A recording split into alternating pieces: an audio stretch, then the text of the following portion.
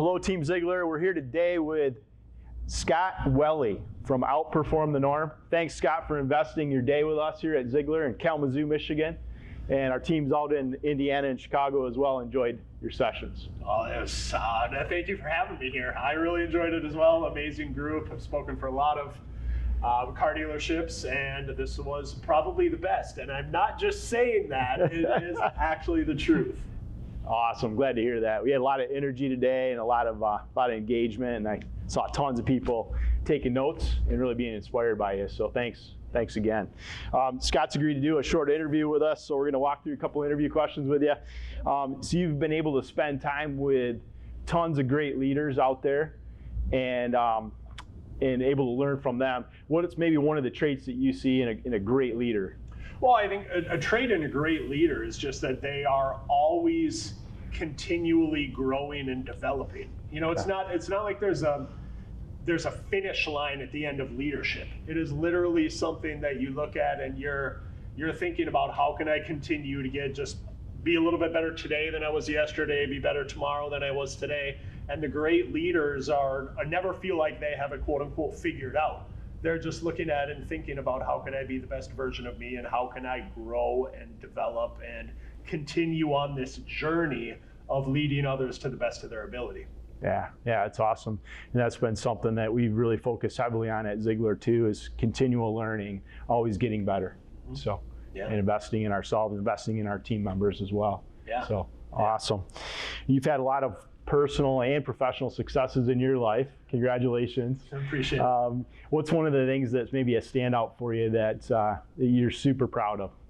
Well, athletically, it would be finishing the 100-mile ultra marathon. That was physically, mentally, emotionally the hardest thing I've ever had to do in my life. Yeah. I'm very fortunate and very blessed to have been able to grow a successful speaking business, coaching, consulting, as well as online products and programs and books.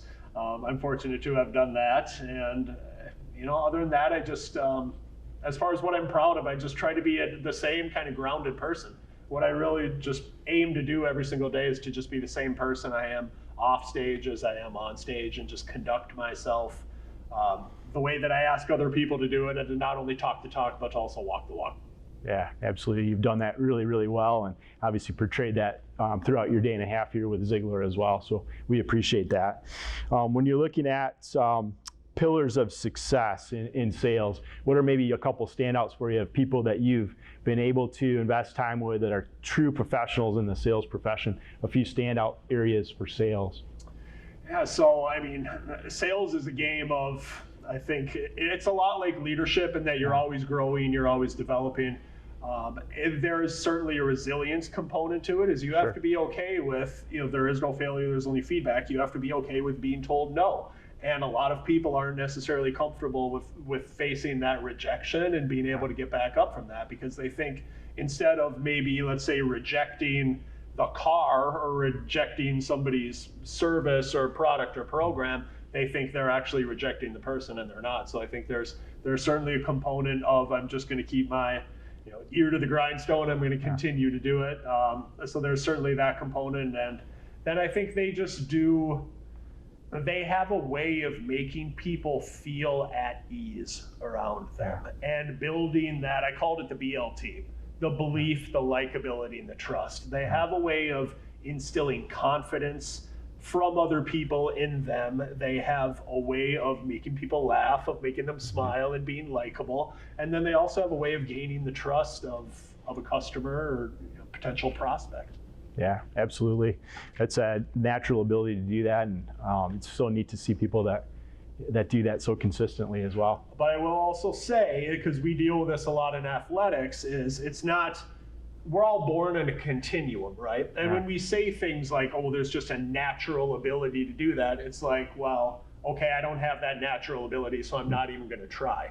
These are things, and it's why we talk about growing and learning and developing. They are skills that you can develop, that you can become better at, no matter kind of what your DNA and your genetic predisposition was. It's things that you can improve, and I want every single person to know that. Yeah, that's well said. That's awesome, and we focused a lot on that today. Yeah. So, Scott, you talked today about outperforming. What's your definition of outperforming? Well, the dictionary definition is to surpass an excellence of performance or to do better than. For me, my way of outperforming is to just help people live healthier, happier, higher performing lives. I mean, as long as I'm doing that on a day-to-day basis, whether I'm speaking to a live audience or speaking to a two-dimensional Zoom audience, or if I'm just putting things out on social media, creating a video, writing a blog post, so on and so forth. That's what it means for me to outperform. And I think for people out there, they just have to answer that question for themselves. What does an outperforming day look like for me? And then be okay with setting up the habits, the patterns, the routines, the disciplines, to the actions to bring that to fruition so they have more of those days. Yeah. Two more questions for you. So you talk about owning the day in the 4%. Just give us in a nutshell, what does that mean if I go out and I own a day? Well, what's the hardest part of anything? It's just getting started, right? So if we kind of think of we're starting every single day kind of from this static position, from a standstill, and we're thinking about how can I set up a routine, or how can I get in a positive motion and momentum that I can probably just sustain and carry on for the rest of the day. You have to think about, how am I starting my day, and how am I consciously and intentionally engineering that for peak performance. So I think things like, it could be prayer, devotions, attitude of gratitude, affirmations, however you frame it, something to anchor in a positive mindset. I think taking care of yourself personally through nutrition, hydration, exercise, and then also just taking 5 to 10 minutes, I think, early on in the day and before you get sucked into the reactive mode, thinking about how can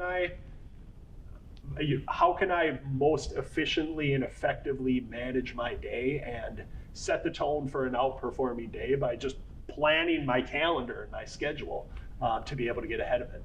Yeah, it seems like so many people let their day kind of plan them, right? The day owns them instead of them owning the day. And if you do those things where you are conscious and intentional of setting it up that way, now you own the day instead of the day owning you. Yeah. And what do you mean by the 4%? What's that 4% mean? Well, 4% is 1 hour of your day.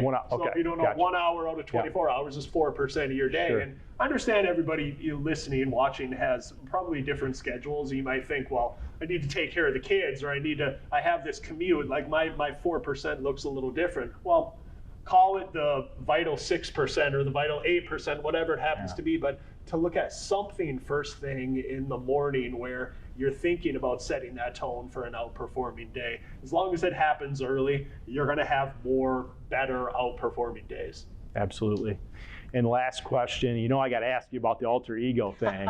So I read about alter ego in your book, which was a phenomenal leadership book, by the way. Congratulations. Thank you. So tell us about, in a nutshell, what's the alter ego?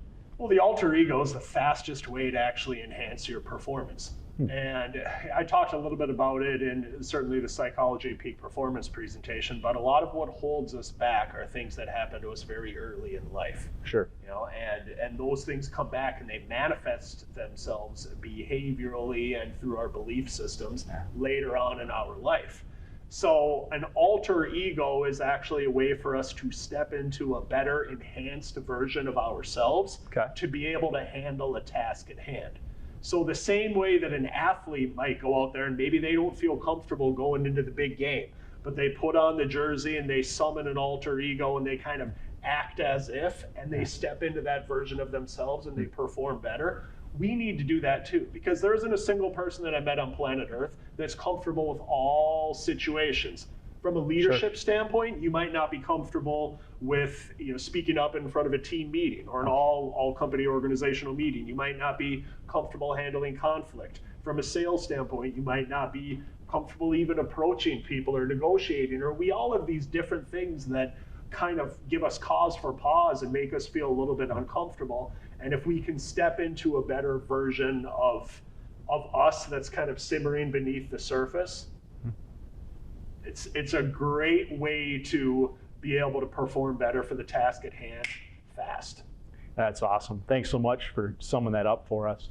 Amazing day today. So if we want to follow you and stay in touch with you, keep learning from you, how do we do that? Well, a couple of ways. I mean, I'm all over social, and it's just basically at Scott Welle on almost every platform, whether we're talking about Instagram, I don't really tweet much except for sports. So if you want to get my hot takes on the Detroit Lions or Minnesota Vikings, you can follow me on Twitter. Facebook is Scott Welle, YouTube, a lot of good videos on that. LinkedIn's the most professional platform. Website is scottwelle.com. But if anybody out there watching wants a whole assortment of peak performance resources to make them better personally and professionally, they can text the word outperform to 38470 and get immediate access to those resources for free. Awesome. Well, we've had a lot of speakers over the years, Scott. I can tell you, you outperformed today. Really appreciate having you. Thanks again for investing time with us. Thanks so much for having me. Have a really good day. appreciate it. Thank you.